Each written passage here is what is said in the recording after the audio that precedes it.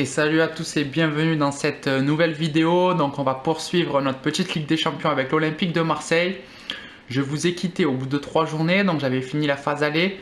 On avait pris 5 points, on avait gagné contre Porto et fait 2 matchs nuls contre City et l'Olympiakos. Donc là on se retrouve pour un deuxième épisode où on va faire les 3 derniers matchs qui nous restent pour cette phase de groupe. On est bien parti, même si rien n'est joué. Donc on va commencer par Manchester City à domicile. Ensuite le deuxième match, ça sera un déplacement au FC Porto. Et on finira par recevoir l'Olympiakos pour clôturer cette phase de groupe. Et j'espère qu'on pourra se qualifier pour les huitièmes de finale pour pouvoir vivre ensemble un petit troisième épisode. Ce serait assez sympa, ce serait cool. Et donc sans plus tarder, passons au match contre Manchester City. Dans Manchester City, ils n'ont pas effectué de changement à part peut-être Stone. Oui, Stone à la place de Rodri. Nous, on va garder cette même compo. On va pas changer. Pour l'instant, ça fonctionne assez bien. Donc ça va être parti. Et le Vélodrome qui va accueillir une deuxième affiche après le match d'ouverture contre le FC Porto. C'est maintenant Manchester City qui se déplace au Vélodrome et les 22 acteurs vont rentrer sur la pelouse dans une très belle ambiance. Et les joueurs sont donc prêts. On voit Kevin De Bruyne et c'est Benedetto qui va donner le coup d'envoi. C'est parti pour ce match entre l'Olympique de Marseille et Manchester City. Benedetto qui résiste à Stone, Benedetto sur le couloir, Benedetto qui va peut-être centrer. Finalement, il va attendre le soutien de Florian Thauvin. Florian Thauvin qui est passé avec le compte favorable. Un deuxième, Florian Thauvin dans la surface. Florian Thauvin la frappe et finalement un bel arrêt d'Ederson. Mais première opportunité de la 6e minute pour les Marseillais. Et le corner à suivre pour Dimitri Payet qui cherche la tête de Florian Thauvin, la tête, et finalement elle passe à côté et les Moncuniens vont pouvoir se dégager avec Bernardo Silva. Attention à cette contre-attaque avec Morgan Sanson dans le sens du but. Morgan Sanson pour Florian Thauvin. Florian Thauvin pour Benedetto. Benedetto qui attend peut-être le soutien de Dimitri Payet. Finalement, ça sera Amavi sur le couloir gauche. Amavi pour Dimitri Payet. Dimitri Payet qui attend. Et Dimitri Payet finalement qui va conserver le ballon avec Camara pour Thauvin. Thauvin qui va se retourner, qui va décaler sur Sakai. Sakai dans la surface. Sakai le petit centre en retrait. Et l'ouverture du score signé Pipa Benedetto. 1-0 au bout d'un quart d'heure de jeu pour les Marseillais. Une super action là avec le beau dédoublement de Sakai qui sert intelligemment en retrait Pipa qui va finir du pied droit. On voit Ederson n'y peut rien. Et ça va faire 1-0 pour les Marseillais qui pour l'instant sont leaders de leur groupe. Et attention à Kevin De Bruyne, là qui a de l'espace pour Agüero, Agüero pour Sterling, Sterling la frappe et super arrêt de Mandanda, mais les Citizens ont réagi. Et un beau coup franc pour les Citizens avec notamment Kevin De Bruyne, le spécialiste, même s'il est un peu loin. Kevin De Bruyne qui va peut-être centrer. Qu'est-ce qu'il va choisir? Il va charger la frappe et finalement ça va passer à côté pour Stone. Stone qui va retrouver Kun Agüero dans la surface. Kun Agüero et belle défense de Caleta et les Marseillais qui essayent de se dégager mais qui perdent le ballon. Et encore une nouvelle fois une belle défense. Mais attention, cette fois-ci la frappe et l'égalisation signé Bernardo Silva. On l'en sentait venir cette égalisation. City qui monopolisait le ballon, qui récupérait très vite les ballons. Et c'est donc une égalisation amplement méritée avec une superbe finition de Bernardo Silva sur une passe de Stone, il me semble. Mandanda n'y peut rien et ça nous donne un score de parité juste avant la mi-temps à la 41e. City qui revient dans ce match. Rongier pour Amavi, Amavi qui s'appuie sur Dimitri Payet, Rongier qui retrouve Amavi, c'est bien fait, ça le joue à 3, Amavi qui a de l'espace, le centre pour Dario Benedetto et superbe intervention d'Ederson. Il fallait la faire parce que Pipa avait plus qu'à pousser le ballon au fond des filets. Kevin De Bruyne qui trouve Mahrez à l'entrée de la surface, attention, finalement belle défense d'Amavi qui récupère et qui relance vers Radonjic qui a de l'espace. Radonjic face à Benjamin Mendy qui va essayer de s'appuyer vers Morgan Sanson pour Dimitri Payet. Attention, ça peut faire une belle opportunité. Dimitri Payet qui rentre dans la surface. Dimitri Payet la passe pour Benedetto. Et le doublé de Pipa Benedetto. Superbe contre-attaque. Et Dimitri Payet qui intelligemment va donner à Pipa qui va finir de son pied droit. Mais superbe action marseillaise. C'est allé à 2000 à l'heure. Dimitri Payet lancé par Morgan Sanson qui retrouve Benedetto qui finit. Ça nous donne un score de 2-1. Il va rester 10 minutes aux Citizens pour essayer de revenir au score. Mais pour l'instant, les Marseillais font un très gros pas vers les huitièmes de finale. Cancelo qui retrouve Sterling. Ça, c'est bien fait du côté des Citizens avec Rodri. Rodri qui rentre dans la surface, la frappe. Et finalement, sans grande difficulté pour Steve Mandanda. Agüero pour Mahrez une nouvelle fois. Mahrez en retrait pour Fernandinho. Fernandinho pour Kevin De Bruyne. Kevin De Bruyne qui a vu le départ. Attention, il est passé là face à Alvaro. Kevin De Bruyne encore pour Agüero. Et finalement, belle défense marseillaise. Et attention au contre-attaque avec Thauvin qui est alerté côté gauche. Et finalement, Thauvin qui attend le soutien, qui va essayer de chercher Radonjic. Mais l'arbitre siffle la fin du match. Et ça sera une victoire marseillaise face à Manchester City, 2-1. Les Marseillais qui ont été plus réalistes que les Anglais. Au niveau des stats, City a tiré un peu plus, a eu la possession, mais on a fait preuve de réalisme. Pipa Benedetto nous a offert la victoire 2-1. Et dans le même temps, Porto et l'Olympiakos ont fait match nul. Et donc au classement, on prend la première place. Sur Manchester City, on a 8 points en 4 matchs. Manchester City est second avec 7 points. Porto est troisième avec 4 points. L'Olympiakos est dernier avec 2 points. On va avoir 4 points d'avance sur Porto. Il va rester 2 matchs, ça sent bon, on va se déplacer au FC Porto pour la prochaine journée. Il nous faut un petit match nul pour se qualifier. On va aborder ce match de la même façon pour essayer de s'imposer, mais on va garder à l'esprit que un simple match nul nous suffit. On se retrouve donc pour le 5e match de la phase de groupe. On va se déplacer au FC Porto. Porto, ils ont fait des changements, Marchesín dans les cages, Pepe avec Carassa dans l'axe, Manafa à droite, Mbemba à gauche, Gruzic et Uribe en 6, Otavio en 10 et devant ça change pas. Felipe Anderson, Corona, Marega, il va falloir se méfier de cette équipe, même si on a gagné au match d'ouverture, on a gagné il me semble à la dernière minute, donc il va falloir rester très vigilant et il faut garder en tête qu'un petit point nous suffit pour atteindre notre objectif des huitièmes de finale. Et nous voilà au Portugal, il va pleuvoir pour ce match. On voit Dimitri Payet à l'échauffement qui est en train de s'étirer. Un match qui va être décisif pour les deux équipes. Porto doit absolument s'imposer pour rester en vie. L'Olympique de Marseille n'a besoin d'un petit point. Avec la musique de la Ligue des Champions qui résonne. La Champions League, c'est toujours des magnifiques soirées qu'on vit. Et c'est les Portugais avec Marega qui vont donner le coup d'envoi et c'est parti pour ce match qui s'annonce excitant, en tout cas qui va être décisif. Quoi qu'il arrive, soit Porto restera en vie, soit l'Olympique de Marseille sera qualifié pour les huitièmes de finale. On verra ça dans 90 minutes et un premier ballon récupéré par les Marseillais avec Dimitri Payet qui réalise la touche, Benedetto dans l'axe du terrain qui va s'appuyer sur Morgan Sanson pour Dimitri Payet. Dimitri Payet sur le côté qui attend peut-être le soutien d'Amavi. Il va le chercher dans les pieds pour Valentin Rongier qui se retourne pour Benedetto. Benedetto pour Florian Thauvin à la limite du hors-jeu. Florian Thauvin la frappe. Et l'ouverture du score dès la 4e minute de jeu par Florian Thauvin sur une superbe passe décisive de Dario Benedetto. Quand il n'est pas buteur, il est passeur. Pipa qui est en train de réaliser une très belle Ligue des Champions. Superbe passe. Et Marchesín qui sort mais qui est trop court sur cette frappe de Florian Thauvin qui vient bien croiser sa frappe. Et ça fait 1-0 dès la 5e minute de jeu. Les Portugais vont devoir réagir très rapidement. Gruzic qui va peut-être orienter le jeu vers Felipe Anderson. Felipe Anderson face à Sakai qui est passé une première fois, qui donne un bon ballon. La superbe frappe et superbe parade de Steve Mandanda. Mais c'était une superbe frappe. C'était qui cette frappe? C'était peut-être Gruzic. Je ne le reconnais pas. En tout cas, Mandanda s'est bien déployé. Et attention au corner qui va être joué à deux avec Felipe Anderson, le centre contré. Felipe Anderson qui conserve ce ballon, qui va peut-être retrouver Marega dans l'axe. Marega le centre. Il y aura un deuxième corner pour les Portugais qui va être de nouveau joué à deux entre Corona et Felipe Anderson qui va centrer pour la tête de Marega qui passe à côté. Dimitri Payet qui va redonner à Valentin Rongier pour Amavi. Amavi qui trouve Morgan Sanson dans la surface. Morgan Sanson le bon contrôle, il se fait de l'espace. Il retrouve Dimitri Payet l'enroulé. Oh la barre transversale. La barre transversale, mais cette frappe elle partait super bien.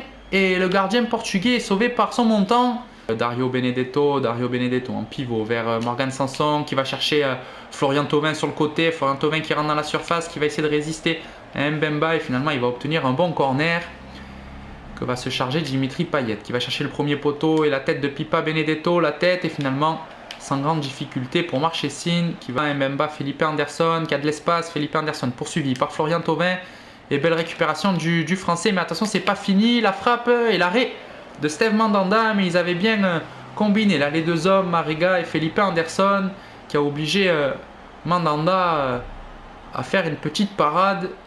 Il y aura un corner pour les Portugais, il va falloir rester vigilant.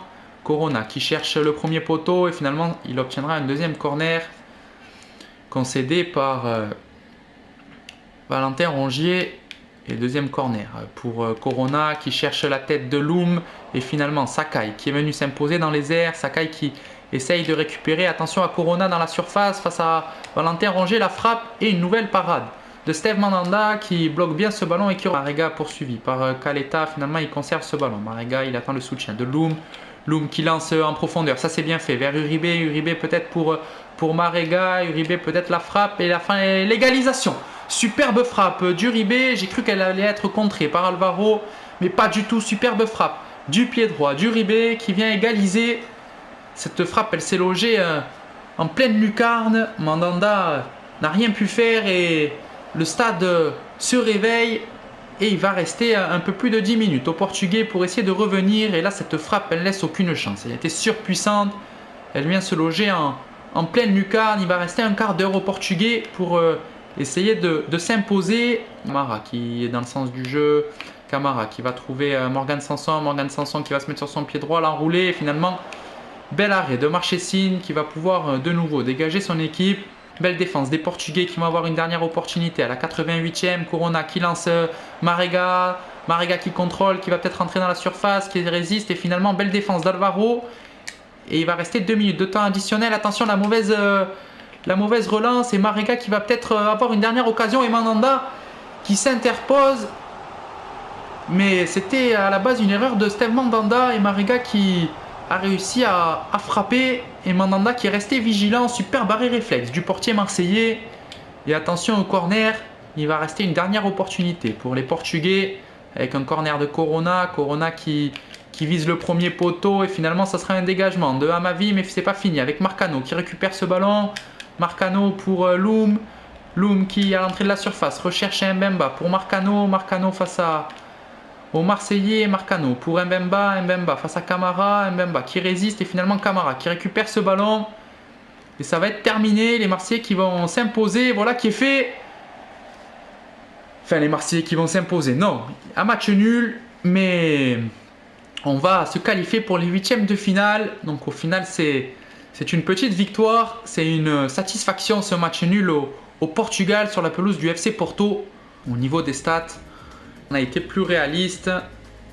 Enfin, on a été autant réaliste que les Portugais. J'ai du mal à me faire à l'idée qu'on nous a fait un match nul puisqu'on atteint les huitièmes de finale. Mais voilà, au niveau des stats, les Portugais ont tiré plus de fois, ont eu la possession. Mais ce n'est pas suffisant pour cette équipe du FC Porto. Et dans l'autre match, Manchester City s'est imposé contre l'Olympiakos, 4 buts à 1. City qui reprend la première place avec 10 points en 5 matchs. Suivi par l'Olympique de Marseille avec 9 points. Porto est 3e avec 5 points. L'Olympiakos est bon dernier avec 2 points. Pas au bout de 5 matchs, grâce à 2 victoires et 3 nuls, on est toujours invaincu. On est qualifié pour les huitièmes de finale. On va peut-être tester de nouvelles choses pour ce dernier match. On va peut-être changer un petit peu la compo.